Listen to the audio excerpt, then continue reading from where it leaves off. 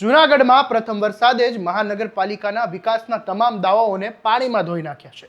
કરોડોના વિકાસની વાતો કરનાર તંત્રના જે રસ્તાઓની હકીકત એવી છે કે હવે રસ્તા પર ચાલતા પહેલા લોકો ખાડો શોધે છે કે રસ્તો એ જ નથી સમજાતું. શહેરના અનેક વિસ્તારમાં પાણી ભરાયા છે, રસ્તા તૂટી ગયા છે અને લોકો અકસ્માતનો ભોગ બન્યા છે. સૌથી ચોંકાવનારી ઘટના તો આઝાદ ચોકમાં બની છે, જ્યાં વરસાદના પાણીમાં છુપાયેલા ખાડામાં બાઇક સવાર દંપતી ખાબક્યું અને સમગ્ર ઘટના સીસીટીવીમાં કેદ થઈ.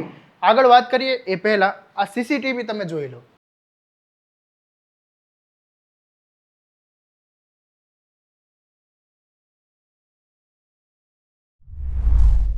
નમસ્કાર, હું છું આસિફ કાદરી અને સ્વમાન સાથે તમારું સ્વાગત છે. તમે જોયા ને સીસીટીવી, આખા જૂનાગઢની હાલત આવી જ છે.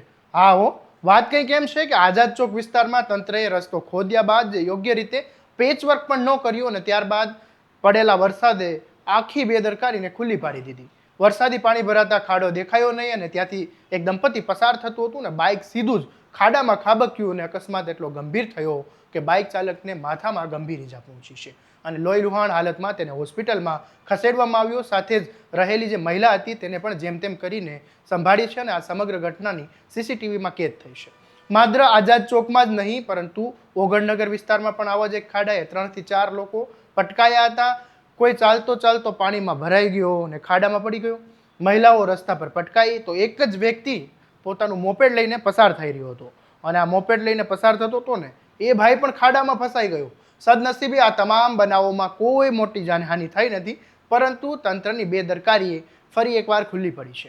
બીજી તરફ જે મજેવડી ગેટ છે ને જૂનાગઢનું, ત્યાં પણ જોશીપરા ગરનાળામાં દર વર્ષની જેમ આ વર્ષે વરસાદી પાણી ભરાઈ ગયા.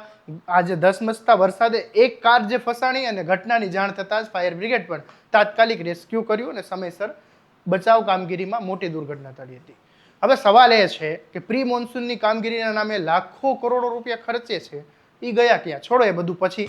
જો પહેલા જ વરસાદમાં રસ્તા તૂટી જાય, ખાડા ન દેખાય, ગરનાળા પાણીથી છલકાઈ જાય અને લોકોના જીવને જોખમ મુસાફરી કરે તો પછી વિકાસના દાવા માત્ર બેનરો અને જાહેરાત પૂરતા જ છે.